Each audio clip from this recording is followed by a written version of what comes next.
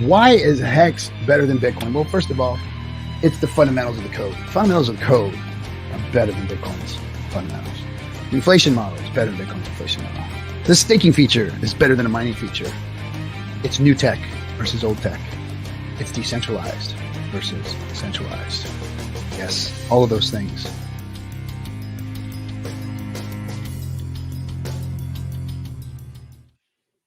Well, ahoy there, crypto pirates, Hexagons, how you doing?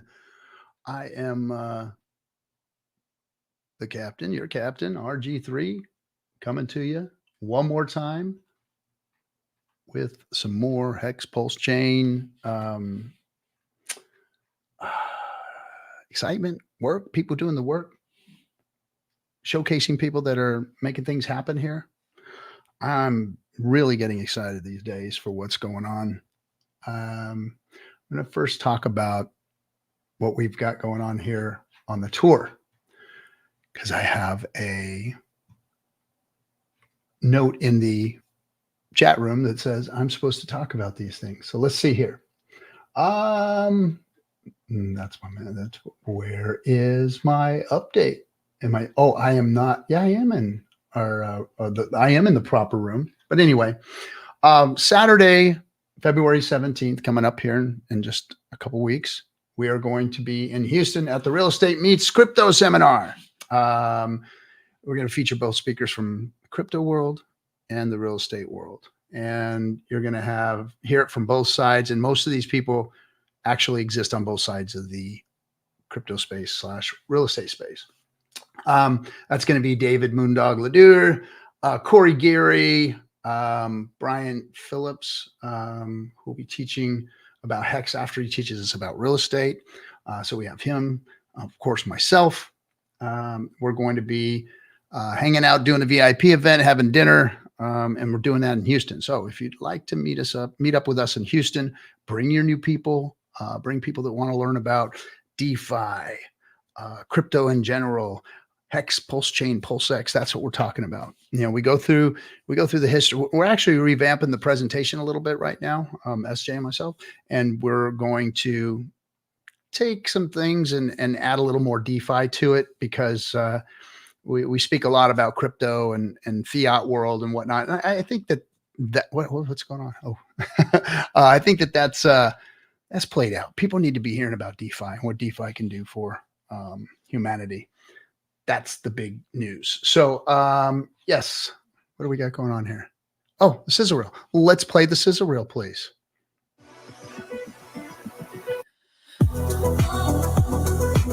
Better than Bitcoin. Better than Bitcoin. Does everybody know that Hex is better than Bitcoin? Hex did a 10,000x its first run. Its first run. There's only like 5 cryptos that have ever done that. 5. And Hex did it in its first year. And when you think about that, and you look at the fundamentals of Hex and how it's built and what it is, it's better than Bitcoin. And that tells me, since Bitcoin did a 6 million X, what can Hex do if it's better? And we don't have global adoption yet. What's going to happen when we do have things that are sexy come into the blockchain and we're able to adopt more people and bring them here? Hex is going to be the GOAT, guys. Hex is the GOAT. So anyway, without any further ado, people who are bringing adoption are people who are doing things that solve real world problems, that bring real world products to the blockchain. And that's what this gentleman's been doing for a while. We're going to get to know him real quick. And this is my new friend, Gary Palmer. How's it going, bud? Hello. Hey, Captain. Thanks for having me. Welcome aboard. Welcome aboard. So let's dive into a little bit about who you are first, and how you got involved in this community or within this project, whether it's Pulse or Hex or whatever it was. I know you and I've talked a little bit, and you said that you were around, like you and I were around about the same time. 14, we came in and started looking at crypto. Go ahead and give everybody a quick story here. Yeah. Geez. I mean, I think everybody hears about Bitcoin the first time, for the people that when Bitcoin was the only thing to hear about. And you hear about it the first time, you ignore it. You hear about it the second time, you ignore it. Growing up in, one part of the world, living in San Francisco, I was working at a startup and working in fintech, financial technology, doing marketing, doing technology, basic stuff, digital marketing, the website, the social media, digital marketing campaigns, doing it at a pretty high level, connecting with enterprise businesses, connecting with small businesses. And our company did a connection with Coinbase. So we allowed our merchants who were using our technology, we allowed them so they could accept Bitcoin if they wanted to. It was more of a, like not a lot of people typically accept these things, even like nowadays, not everything gets a lot of adoption. But Bitcoin back in 2013, 2014 was on the radar. And in Silicon Valley, it's, it's something that we wanted to be a part of it, at least for the press, but also because the technology was interesting. So how does one create a system that makes a payment service with a volatile asset like Bitcoin? How does that work? Even do you use Oracle? What is it that? How does it work? Well, I mean, back then it was really simple, and it was just the spot price at the time going through a Coinbase integration, and so Coinbase was, Coinbase was the Oracle itself. They were the Oracle back then, dictating that price. And yeah, I mean, nowadays, depending on what your app is or what your tech is, there's a lot of different ways that can work out. And there's centralized oracles, there's decentralized oracles, and I suppose there's the teams behind them, right? Because centralized or decentralized, there's the people who are running the backbone, even if it's, some open source technology that nobody pays anybody. There's still a group of people out there in the world who are, helping to manage that tech from 1980 or 1974 or 1992. So this is interesting to me because, I've always heard the Bitcoin maximalists, even when I was just at this last convention at the end of last year here in Miami, they had the you can go and buy coffee with your Bitcoin, and they were so excited about it, and they had the whole thing there, and you can tap on it and do all this stuff and buy it with your Bitcoin. What do you think about its integration? Do you think that it's possible? It's impossible? It's wanky? I mean, what's your opinion of a crypto working as a payment processing system, as a currency within a payment processing system? Man, Bitcoin specifically in a payment processing system? Yes, let's go. Let's start there, and then we'll kind of move on from there into if there's better news. Yeah, I mean, this is kind of all speculation, right? Because what it comes down to is that Bitcoin as money, Bitcoin as a technology, Bitcoin as a network, it's different levels of politics. It's different levels of control, right? And so there's a lot of competing interests in the world. There's some of these people in the government who want zero Bitcoin, and there's other people in the government that think we should have 100% free access to transact in Bitcoin, right? It's like the extreme opposites. And then there's business people in the middle. And so if you want to take away the extreme, ends of the politics and the extreme ends of the regulation, there's the people in the middle. And the people in the middle can, again, be sort of separated, even in Bitcoin, especially in Bitcoin, be separated into two groups. And that's going to be the centralized way of doing things. And it's going to be the, if there's the decentralized way, if there's a decentralized way of doing things. Because when you're talking about that oracle, right, somebody has to dictate that price. So is it going to be Wall Street? Is it going to be a bank? Is it going to be a group of banks? Is it going to be Chainlink? Is it going to be a group of banks going through Chainlink? Is it going to be a bunch of governments? Is it going to be one organization that dictates the price? I mean, you see what I'm saying? And then there's the price of Bitcoin. So convoluted. exactly. failure is built into the politics itself because it's so convoluted. Layers of it, because Yes. see with Bitcoin, the dollar is one thing, because or even gold, you could say, is one thing, because however the price could be encouraged to go one way or go the other. But with Bitcoin, what's interesting is that if there's arbitrage between what say there was a future where there's a controlled cost of Bitcoin in America, the cost of Bitcoin would have to be arbitraged with the cost of Bitcoin in other parts of the world, right? The whole world has to agree about what the price of Bitcoin is, and because Bitcoin at a high level, say with extreme cost or extremely slow speed, Bitcoin will always have a market because it's always going to be decentralized. Mm-hmm. So they have to be, like a Forex type of situation where you can level it off globally. You'd have to, level it off globally. And that I think that's why the people that want extreme no Bitcoin, right? Extreme regulation and total exclusion of Bitcoin. Once you let the cat out of Pandora's box just a little bit and the toothpaste gets everywhere. Yes. it's just going to make a mess, because it slowly opens up visibility in a borderless and publicly viewable way. Yes. And it's just going to be a group of people who are going to have this information, and they're going to be able to draw attention to the emperor's clothes, so to speak. Mm-hmm. So okay. So obviously, geopolitically, Bitcoin as a cash system or a payment system, it's convoluted and a big mess to even attempt it. Let's just talk about the tech itself. What about the tech itself? Is it ready for prime time? Is it too cumbersome? The Oracle situation? Does all that just make it too difficult to transact? So, I think about the beginning of the internet, right? Like, I'm a Nintendo sort of kid. Mm-hmm. And I'm gonna take a CD, put it into the computer, and burn it. I'm an Oregon Trail playing, type of guy.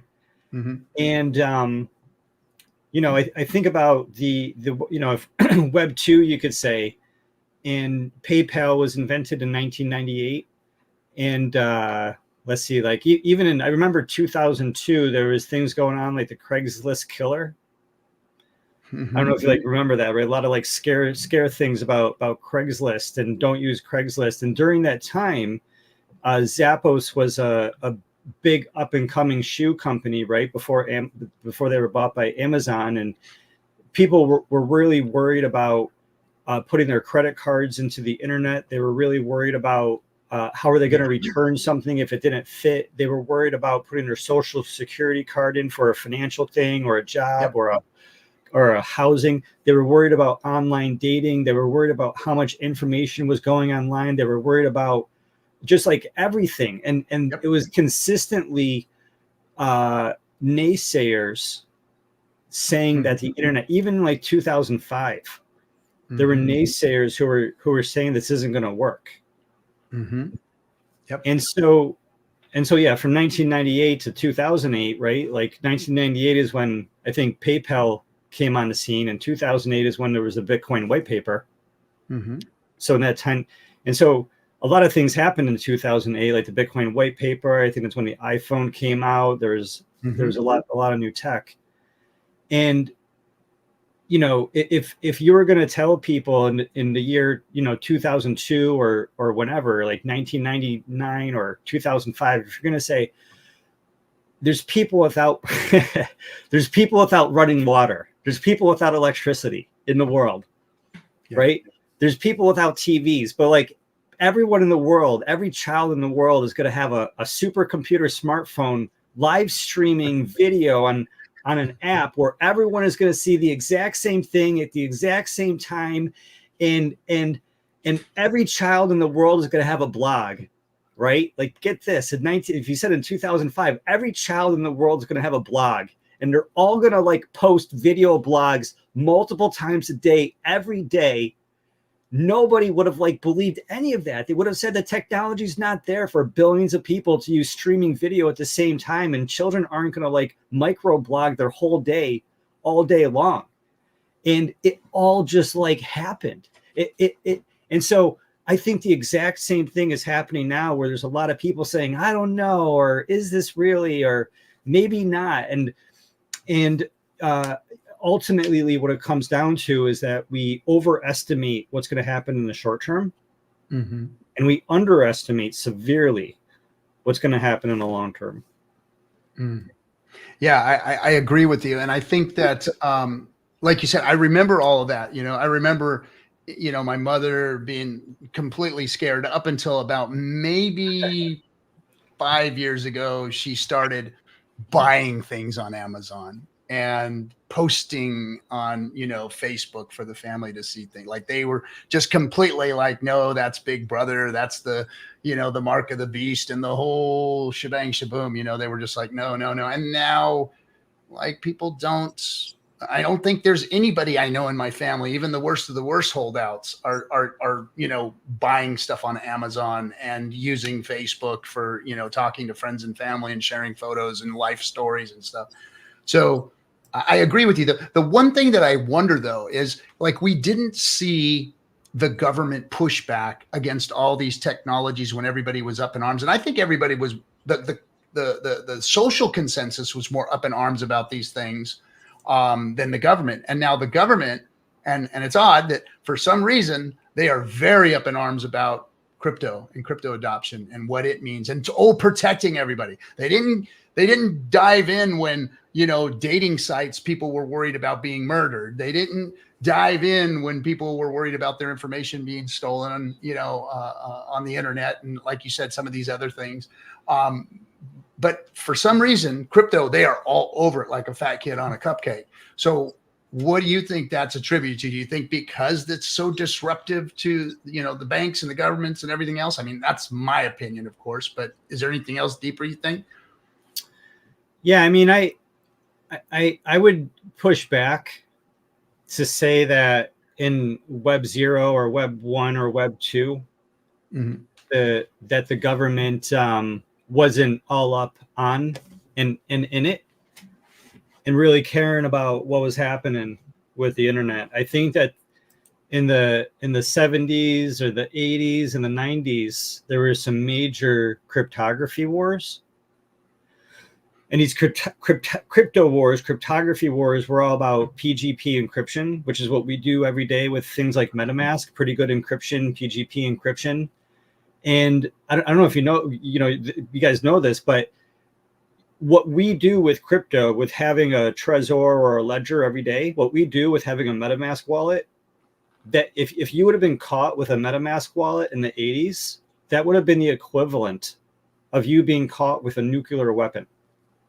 Really? The level of hellfire that would rain down on you from the military and the government and all the three-letter agency soups that you could handle.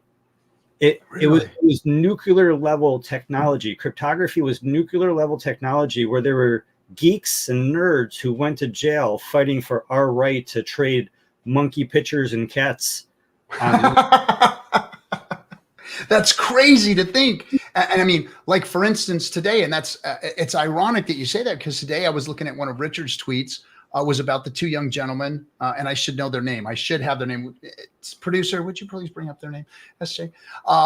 Because these two guys, for creating Tornado Cash, are now being imprisoned, and being held accountable for creating a technology that gives us all more security, more privacy. And that's all they did, was create something that's creating privacy for folks. I mean, what do you think about that situation going on over there right now? Yeah, I mean, there's Ross Ulbricht from Silk Road, who got accused of doing some things that he didn't do, and for making this website where people were able to do trading. Like, from what I understand, it was just all non-harmful trading using the Silk Road. Just one of the creators of the Silk Road website. Yeah, Ross Ulbricht in prison. There's Virgil Griffith, who did like kind of like a dumb thing and went to North Korea and gave a presentation, like a really like low level presentation, and and he's in prison. And then there's the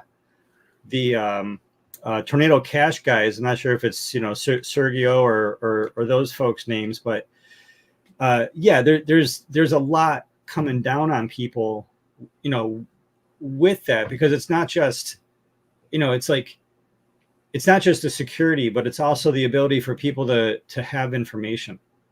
Yeah. And with everything that's happening in the world, and with like when we think about world wars, and when we think about modern warfare, like modern warfare isn't about missiles, and it's not about nuclear weapons. Modern warfare is about tweets. Modern warfare is about micro video.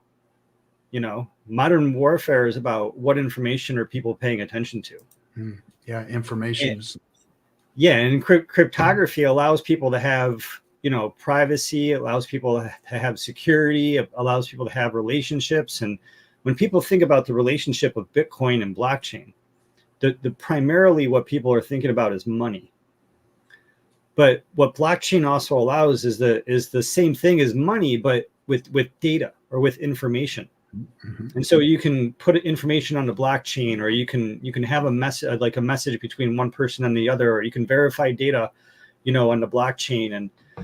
And it's interesting because it's these history books that we're writing to the chain, and the history books, can be difficult to update later. Yeah. So the gentleman's names that created Tornado Cash was Alexei Pertsev. I think I'm saying that right. And then also the other gentleman, his name is Roman Storm. Is who the other gentleman Alexei is. And Roman. And I guess just some news that came out is that Edward Snowden, I think, gave them $350K and publicly supported them. So, the former NSA whistleblower, Snowden, has given them some money to help.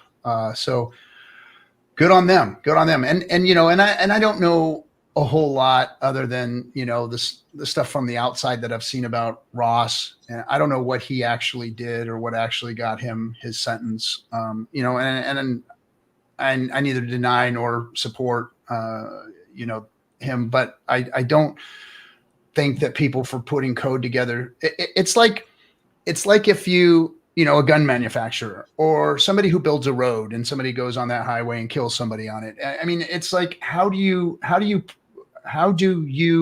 blame or cast dispersions on somebody for building something that is a necessity in the world, yet maybe somebody can get hurt or use it for evil. That's where we're at. And I think that that's what needs to be argued is that these things like Tornado Cash are for us, me as an employer, to be able to pay my employees without them seeing each other's paychecks. It's as simple as that, and those are the things that need to be looked at. And I understand, some people have said, even in the comments here, that it's about criminals being able to hide their steps. But guys, the number one thing that criminals use to hide their steps is cash.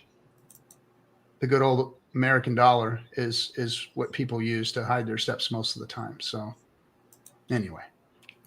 Yeah, well, I mean, the Ross situation, I think is different than the Tornado Cash situation, because the Tornado Cash situation is really about some developers writing code, and that code being either free speech or being a crime. So it's similar to someone simply possessing a MetaMask wallet, that being a crime because you have encryption grade cryptography, right? And people should be allowed to create code, I believe is the argument, just like people should be allowed to have speech. And by restricting someone's ability to write code, and you're restricting their ability to have speech. And with the Ross situation, there's people far smarter than me that have looked into it, lawyers and whatnot. And it seems as if, I think he has a couple double life sentence and, multiple life sentence for running a website or writing code or, from the analysis, right? It seems to be one of these huge injustices. And it's a situation where us as Web3 natives, as crypto natives, we're talking about crypto prisoners of war. And, these are people who their cases are known. Their cases could be analyzed. There's you could start with the Netflixes, or you could, start how you want to start with, the documentaries. But, with our advocacy, there can be justice, for those people who are suffering from not committing crimes that hurt people. Yeah. For innovating, for being pioneers, for, dredging the way, just like us here, the Hexicans have done, and they have come at us, not only did the communities out there come at us within the crypto spaces and, and all the naysayers, but literally the government agencies, the 3-letter agencies, have come at some of us, and, attempted to, subpoena us and drag us in court or drag us in front of the man and answer to it. And there isn't, the only thing that we've ever done was talk about something that we like. And it's not even, we didn't even create the technologies, and they're still, trying everything they can to come in here and hush us or stop us or scare us or whatever it is, and I don't think we should allow that to happen. And I think, like you said, more advocacy, more awareness, and more support for these people who, like you said, are kind of prisoners of war here. Yeah, it's an entire ecosystem, and united we stand, divided we fall. It's really, one world and one group of people, if we could keep it decentralized. And it's really difficult when there is this tribalism, because we all get into it. We all get into whatever the project is, or whatever the dichotomy, right? And whatever is the thing that's causing division, right? And sometimes we're friends and we're arguing about this idea or that idea, or sports or religion or politics, and it's all fine. But sometimes it's on Twitter, and people on Twitter, it's like it's just a tweet, and people take one thing about you and they make it 100% about you, and it's so easy for normal people who aren't thinking, let alone bad actors, to really mix up the pot and cause like a lot of division. And it really takes the eye off the prize, right? Yes. Which is creating decentralized systems that really benefit everybody. And it's kind of like nuclear fission. It's ultimately, these Web3 systems can create more value than the base of what they're doing, right? Yeah. As I get to know some of these folks online that are being loud, I like to call them strong and wrong, that are out there in the space, trying to either poke people in the eye or point out their bad behaviors and make a big deal out of them, especially those people that are just trying to create and develop new technologies within the ecosystems. And then the maximalists really dislike it. If you're not, 1, 2, 3 coin, then you don't get to play in our sandbox type of thing. And I think that what I'm seeing is that there are people that are either they've over leveraged themselves and got themselves hurt, and they have sour grapes. They didn't get enough, or they don't own enough to be a real part of it anyway. So they're looking for clout in other ways, or they are just mentally unstable and just use this to get themselves off by seeing other people get, rocked or disheveled or ratioed, they call it, and I'm starting to see a pattern here amongst the people that do that. And it's kind of verges on some mental health issues is what I'm seeing. And so we've got to be, I think we got to use discernment with who we're listening to out there and how and why and what they're saying, because there's more of us than there are of them, the people that really want to be in this space and really want people to understand and know what it's about, and bring on real world adoption. So I don't hold a lot of, those people don't hold a lot of weight in my head. And I think that we do, however, need to get the people that are being quieter, to stand up and voice and to be part of the greater crypto community so that we can bring adoption and bring understanding to this versus, all the backbiting and stuff that goes on. Yeah. I mean, that was pretty deep. I mean, it's really hard. I think for half of those people, yeah, I mean, so some of them, yeah, at the edge of mental illness, but really, I think what the epidemic is loneliness. And I think that people are so lonely, and crypto's fun, and everyone else is getting rich, and everyone wants to be heard, and everyone wants to be part of the conversation, and everyone wants to just like jump into the jump rope. You know what I mean? They just want to jump into it and just be in the conversation, and like jump into, and everyone's like super excited, but at the same time, like in our normal lives and in most of our digital lives, we're really lonely. You're 100. And then on top of that, for everybody else who's not acting out and who's just quiet, they're not only those people lonely, but the problem for everybody is that it's not clear how to participate.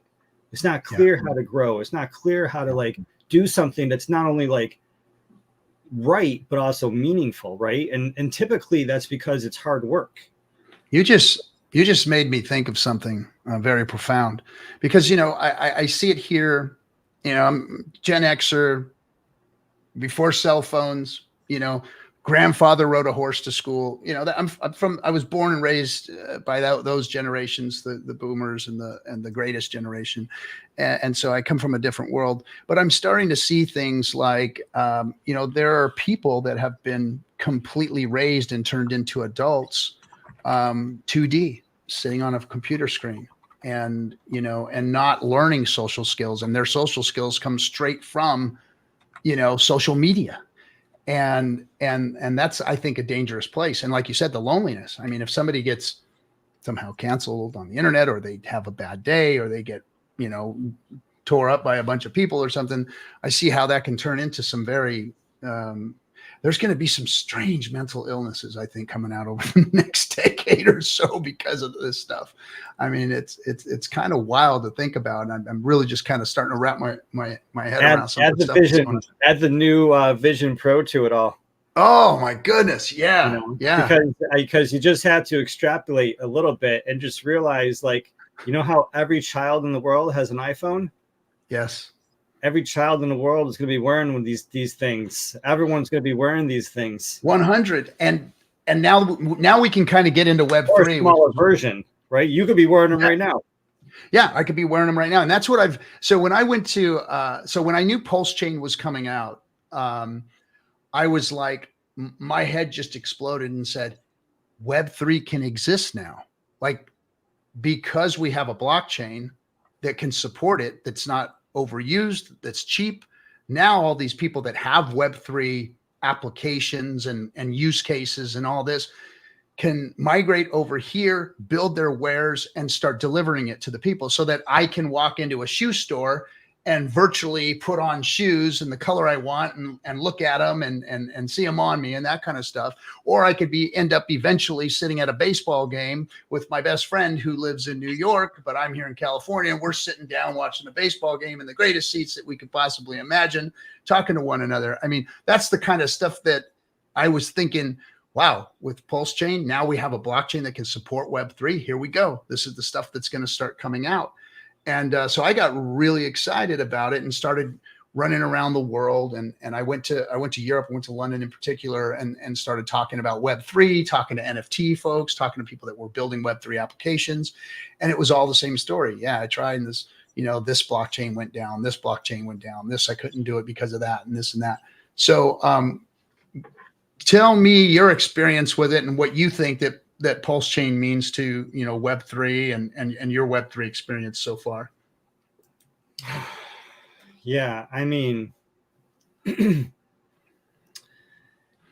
a lot of different ways to go with that, and there's a lot of buildings, a lot of building, and there's a lot of different metrics out there, and I think there's a lot of good blockchains, a lot of interesting blockchains, and like with those blockchains, there's usage metrics from users, and there's like developers, and there's like value transacting. There's all these different metrics that you can look at, and there's blockchains out there that have a lot of attention, and those blockchains have had a lot of failure, right?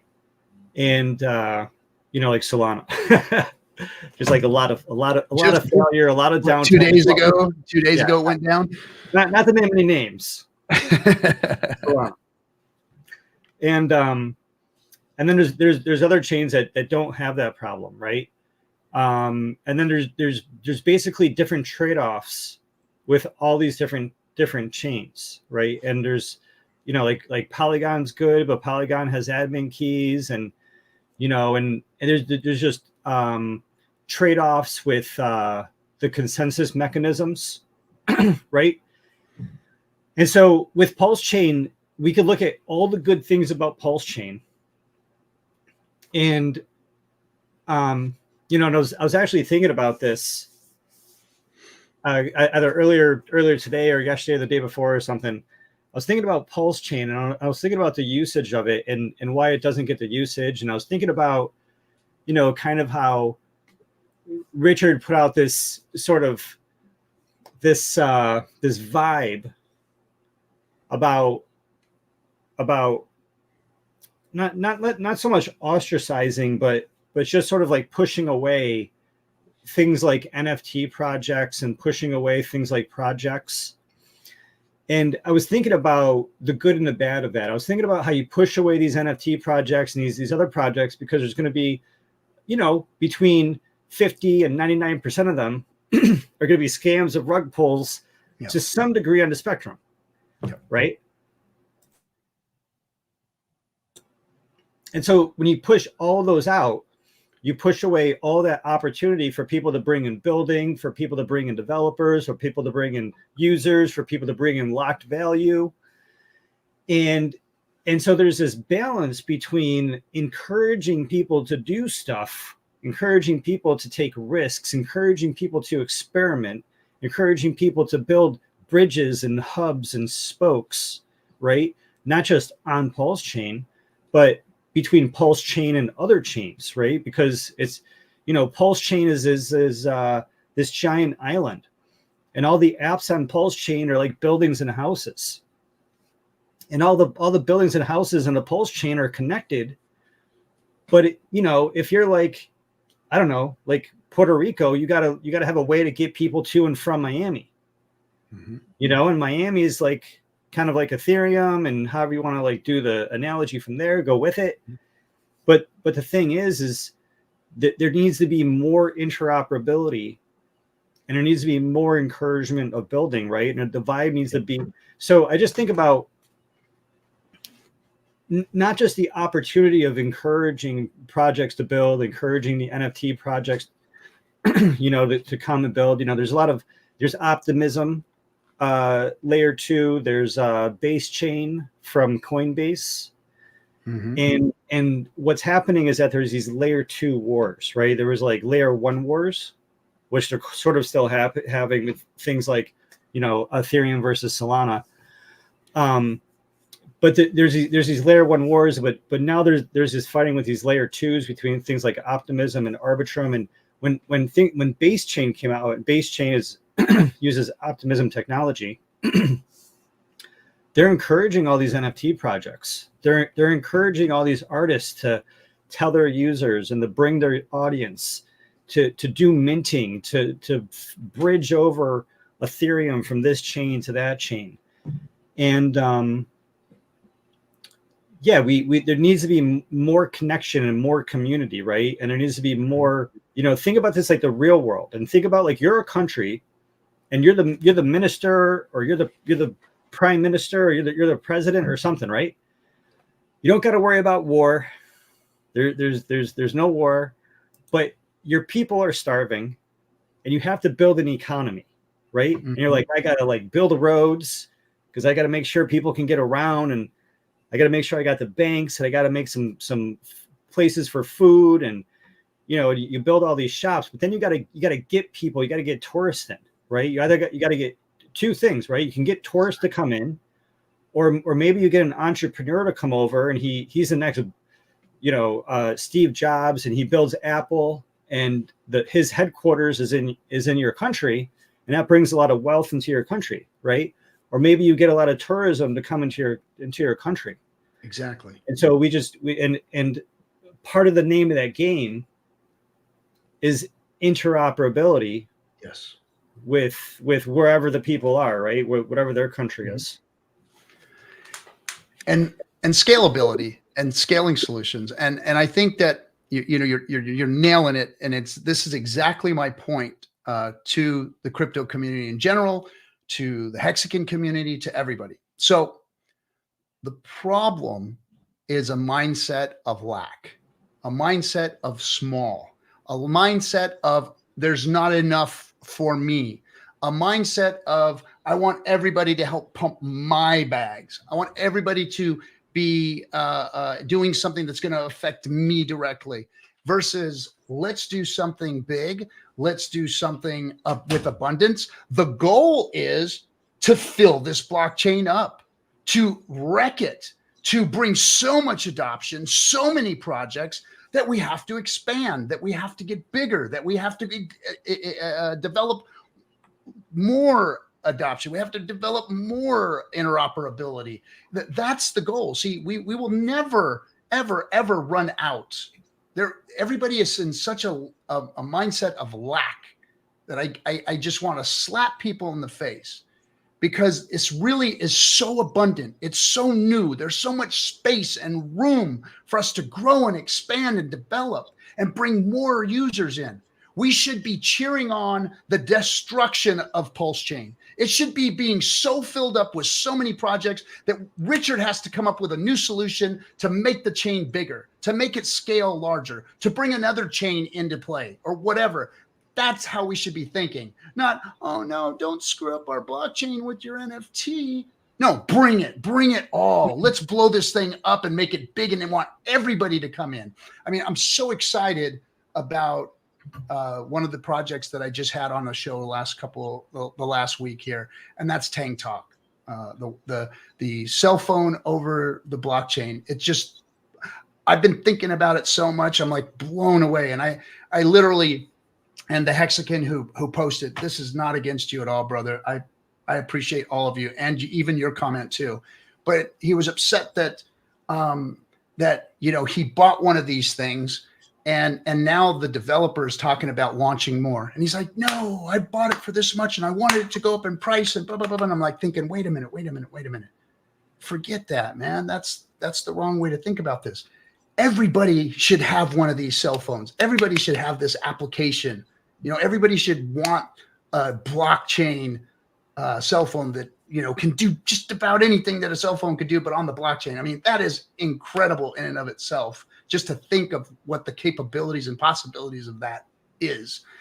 We should be cheering that on and bringing in more adoption and making that thing as cheap as possible for everybody to have, so that we can bring real world adoption to the blockchain. I mean, that's my opinion anyway, and I'm cheering that on. I want to see this thing get broke, to be honest. It might get to a point where I mean, I definitely think it's going to get to a point where the boundaries of the blockchain are getting pushed, and people are seeking out where can they go, and at the same time, there's absolutely an infinitely better job PulseChain community could do of getting the message out there of the competitive advantages of the PulseChain.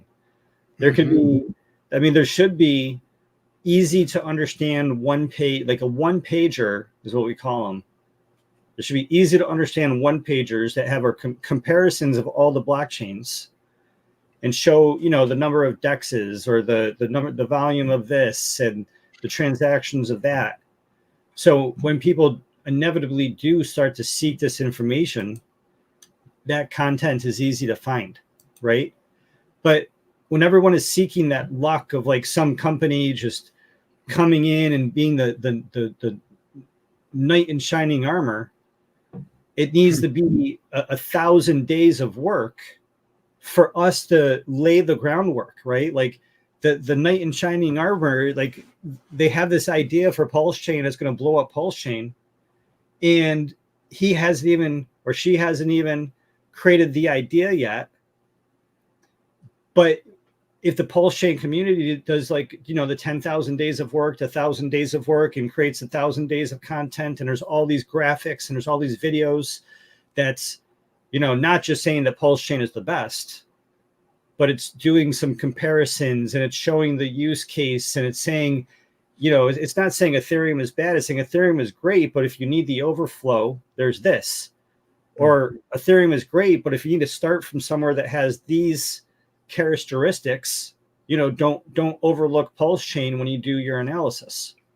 Exactly. And then when the night comes in and they start looking around, you know, the land is going to be lush with all these seeds that were planted, instead of, you know, they're just being rumors and whispers of this great thing called PulseChain that the night has to go seek out, right?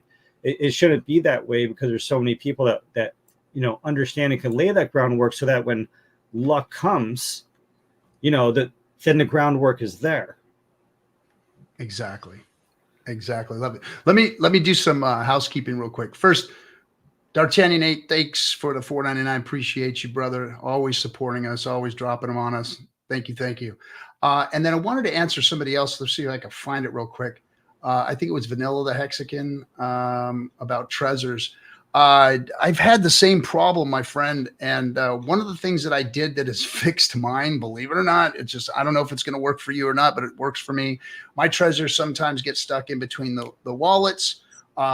So whether you're using Internet Money Wallet, which I would suggest everybody to be using, or a Rabby or a MetaMask, what I found is that if you open up your Trezor suite, reconnect your wallet, that the wallet address that you're attempting to use at that point that's stuck, that won't go back, that you can't get to switch over, open up your Trezor suite, connect to your Trezor suite, and then close it back up, and boom, for some reason for me, it's been working. I don't know why. I just kind of did that one day, and now I don't have that problem.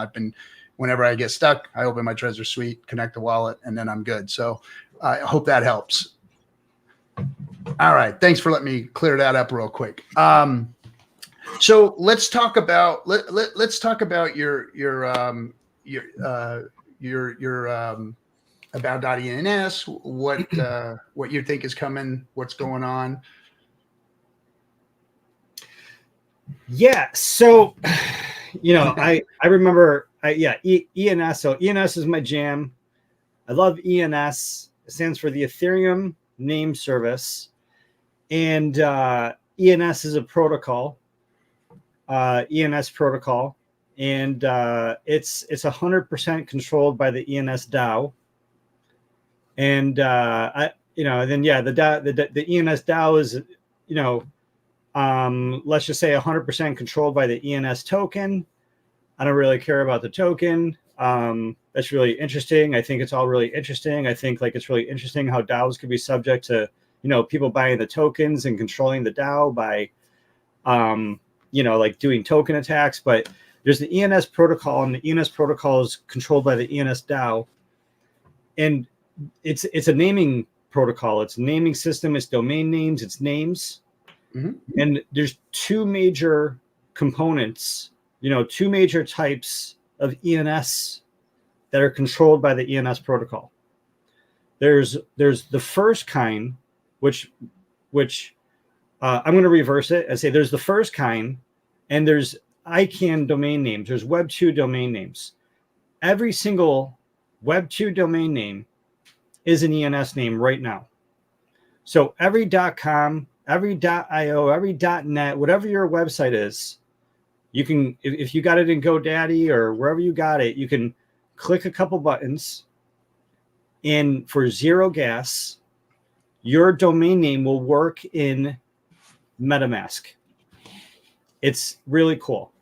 Now, those domain names are still ruggable by ICANN, right? The ICANN, the US government can still obviously rug those names. So there's also the decentralized ENS, which is .eth. But what's interesting is that all of these are ENS names. And there was just some recent news from GoDaddy, where GoDaddy and ENS just did this, major integration. They did the bare minimum, but they made it so you can very easily go to your domain name in GoDaddy, and they have the words crypto wallet, which is just mind-boggling that the words crypto wallet exist in GoDaddy now. You can click crypto wallet, click DNS, SEC, and then you just put in your Ethereum address, and your domain name is a Web3 address. So what do you think about Pulse domains? Have you looked into that? Have you seen that? Have you seen what they've done with Pulse domains? Yeah, I've spoken with lots of different people at Pulse domains, PLS, and very, very early. I think before the idea was even an idea, and because I'm a Hexakin, and I've been a Hexakin since far before Hex ever existed. And I'm a day one, day three type of into Hex, into Pulse, Sacrifice, and I've chatted with Richard Hart about ENS. I've chatted with him about ENS and Hex and all sorts of things. He has really good views on them, but the extreme viewpoint is shutting out opportunity. And I suppose that's a different conversation, but back to the PLS guys. So there's PulseChain, and so someone on PulseChain wants to create Pulse naming service. And you could say separately there's Twitter, and Twitter wants to have its own naming system too. And so when you go to Twitter, you can get your own name, right? When you go to Facebook, you can get your own name. And I suppose when you go to Solana, you can get a .sol name. And when you go to Polygon, they have .polygon, and everybody has their own. And now Pulse has their own. So Pulse has their own, and that by itself is fine. And it's a project, and maybe it's open source, and there's developers behind it, right? This is like what we talked about earlier. You have the code, and then you have the people backing it. And the people backing it, they're probably if they're all the people I'm thinking about. I've had great interactions with everybody, and everyone seems trustworthy. And it seems as if the community likes them, and the community thinks they're trustworthy, and so they're going to work to gain adoption for Pulse name service, right? And that's creating a network effect. And so I'm describing a business, and I'm describing code, and I'm describing people building. And so if they continue to build something that's trusted, then what's going to happen in just the Pulse ecosystem, right? Just the island of PulseChain, if they're trusted and they build good code and people trust them, what's going to happen is that normal, users of Pulse, we're gonna buy or obtain our Pulse names because we want a name inside the club. And then apps on Pulse, dApps on Pulse, websites that are on Pulse, they're going to integrate perhaps that code, right? But it really gets to this grander idea, this grander picture about connecting to the other islands. So the thing that I keep on saying to them and that I keep on saying to everybody is that PulseChain in technology, and this is going to relate to not just the Pulse name system, but this is going to relate to everybody building on Pulse, every developer building on Pulse. There's this technology called CCIP read, and people can learn about it. The short URL is login.xyz. And there's an Ethereum EIP behind it. The Ethereum EIP is 3668. And this is CCIP read. It stands for Cross-Chain Interoperability Protocol. This is heady stuff, guys. I'm so sorry. This is like geeky, nerdy stuff. If you're a developer or anything, just there's this tech CCIP, and it allows any data to communicate with any other data anywhere. So is this would this be Chainlink technology? Is this kind of like what they're using or no? So long story short, this is technology that was like Vitalik was talking about some stuff, and then there's a developer called Nick Johnson. Nick Johnson is the founder of ENS, Ethereum Name Service. He invented CCIP, and then Chainlink saw what Nick was doing, and Chainlink said, "Hey, we love that. We want to do that too." And Chainlink gave a grant, and then the name got changed to CCIP, and then Chainlink took it and they ran with it. And now all these major financial systems are using CCIP. JP Morgan, Swift, everyone at Chainlink is touching. They're all using CCIP because it's the technology that's taking data from servers and putting it on the blockchain. So it's Oracle's, just for some of the listeners that aren't as technologically involved as you are. So basically what it is it's Oracle's on steroids. Yeah, because this is why. Because you can go from Ethereum to AWS. You can go from Ethereum to a computer in your office. You could go from a computer in your office to PulseChain. You go from PulseChain to Google Docs or a Google spreadsheet. You can take data from any blockchain or any computer, and you can connect that data to any other blockchain or any other computer. It's like connect to something Legos. You know what I mean? It's just like old school telephone wires, right? The connect from the 50s telephone. You just connect any data from source to any other data source, right? PulseChain to anywhere to PulseChain using CCIP read. And then they can read it. So they can read that data.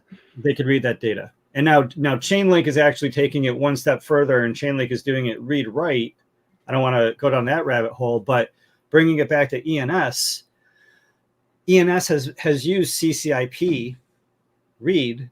They use CCIP technology so that anybody's naming system, doesn't matter if it's ICANN or if it's Handshake or if it's IPFS, is IPFS included in all this, or is it completely separate from all this, or can it be It's related, but it's separate from the conversation. But let's put it like this: PulseChain naming service. If they integrate, and they know this, if they integrate CCIP read with the ENS protocol, then those PulseChain names that are set up will work in MetaMask. So you're going to go to MetaMask and you're going to type in, GaryPalmerJr.eth, and MetaMask will say, I recognize this and I know where to send the hex. I Gotcha. know where to send. So right now, right, like PulseChain naming service doesn't work in MetaMask because MetaMask only works with ENS. You got to put a wallet address or an ENS. If the PulseChain naming service, if they use CCIP read, then PulseChain names, how crazy is that? So PulseChain names can work in MetaMask. So let me put that into like real world use case. So I just complained earlier about my wallet being exposed to all my employees and needing something like Tornado Cash in order to make my transactions disappear from other employees or whatever. But if I was to send using my, even though MetaMask will, so MetaMask will know my .pls or my ENS naming service name, but my wallet address will be hidden underneath in that and out of view, and my transaction will occur over that versus my actual wallet address. Is that kind of where this is going?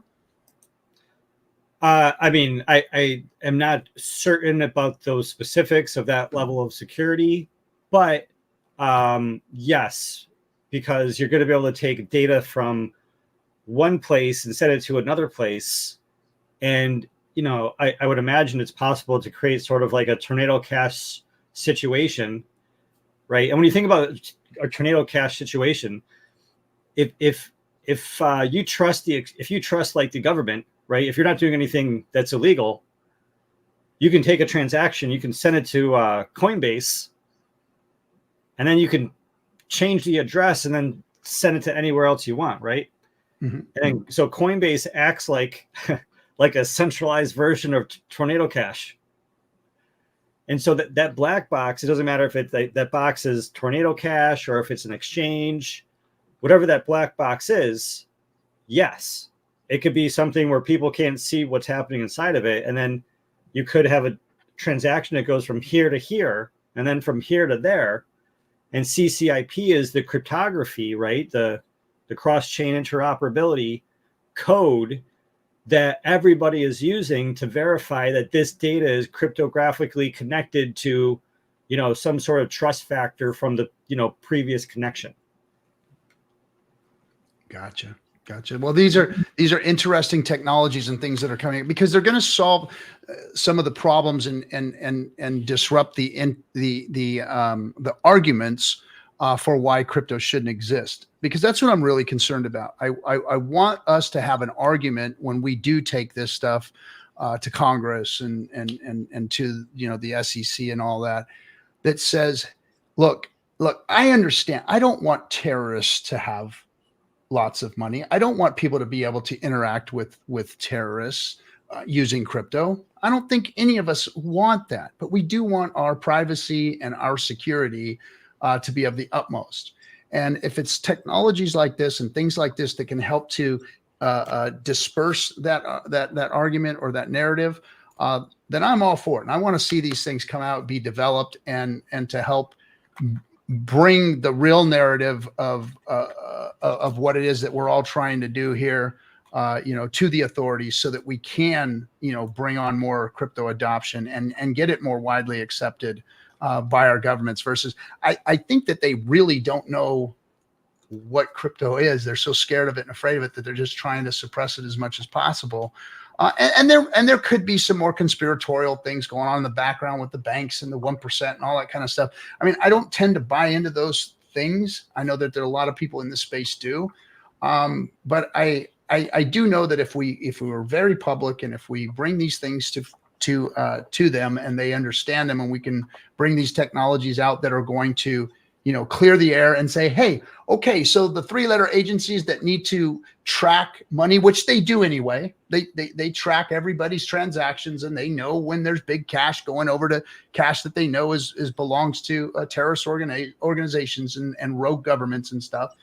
I don't think that I think that they should be able to have some type of systems where they can, you know, watch for those things. I don't mind. I'm one of those people that does the right thing. I'm for freedom and for our security, but I am also for sensibility too. So hopefully things like this can, you know, be a fix or help us to win the argument. Hey, let me say real quick. Thanks, Captain Tommy, for the Canadian $20. Congrats to Bear on breaking all-time high and climbing up to be #1 meme coin on PulseChain with goals onboarding many. Congrats to the Atropa ecosystem with liquidity games never before seen in crypto. Hey, you shill for a buck, and there you go. You get to hear it on stream. Meme coins and hope coins. Thank you guys, for the $20. Anything you want to say? We've been on for an hour. Anything you want to say? We got to have another conversation, you and I. I'm fascinated with the stuff that you're talking about, and I'm hoping that we can dig deeper and help people to understand what it is you're talking about. So can we get you on again sometime? Yeah, absolutely. Yeah, it's good conversation, and definitely good topics. I don't think people talk about enough, and I really appreciate. This is the time for us to jam about, how things are working, and maybe thinking about things different ways. And and versus trading and number go up and everybody worrying about their bags. I think that these are the things that we should really be concerned about, is how do we teach the average person who doesn't understand cryptos, say, as deeply as you or me? How do we teach people that these things are out there, and these are things are what's going to make crypto significant, and what's going to change the world with it, and what we can, how we can make it attractive to folks by showing them real world solutions. And instead of talking all of these, 3-letter narratives and code names for the code that's being developed, let's talk about why the code's developed, what it's being developed for, and what's the real use case in people's lives, so that they'll want to be part of this, Totally agree. Right on, Gary. Well, thank you so much for coming. Appreciate you. If you don't mind, would you sit in the green room for a quick second, and I'll be down there after I close up here. Yeah, absolutely. Thanks for having me on. Yeah, if you want to check out more, you want to see some of my work, talk about Web3 domains, web3domains.com. And follow me on Twitter or X, twitter.com/GaryPalmerJr. Gary Palmer Jr., everybody. And thanks, all the links are down in the description. And if you need it, look for it there. All right, Gary, thanks a lot. Appreciate you, my man. Have a good one. Thanks. See ya. See ya. All right, everybody. Swearworks. Good to see you, man. I just saw you in there. I always got to shout you out, man. We're going to have to answer some of your questions later. All right, my man. Thanks, everybody, for coming. Let's see. Producer, what do I got here going on next week? Well, hey, I don't know if I can make some announcements, but I am going to have a guest on Friday that you're going to want to see. I'm going to be talking to somebody in the crypto space that you're going to want to talk to too, more than likely. Big name, one of the biggest names. We're going to have him here. And then we're going, oh, wait, I'm getting pointed to something. Oh, maybe the private chat. Is that what I'm supposed to do?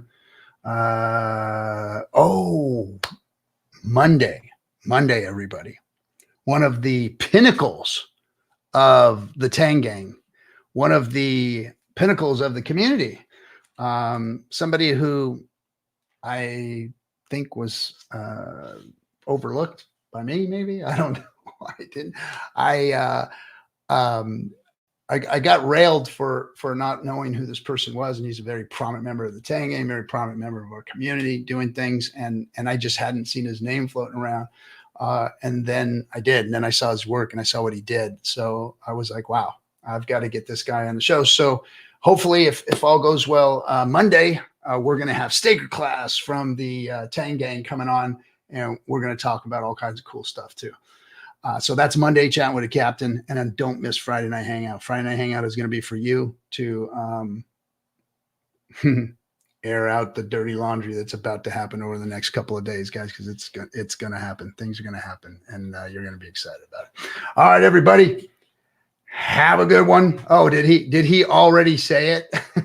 David Morales says that the man who's coming on, I guess everybody knows now, the Bit Boy's coming on, and we're going to have a conversation with him, Captain style. because you guys know my feelings and opinions about it. And he and I have spoke, and we're going to have a real conversation about what the fuck is going on out there. All right, everybody. Thank you for coming. We'll catch you on the next one. See you. Bye.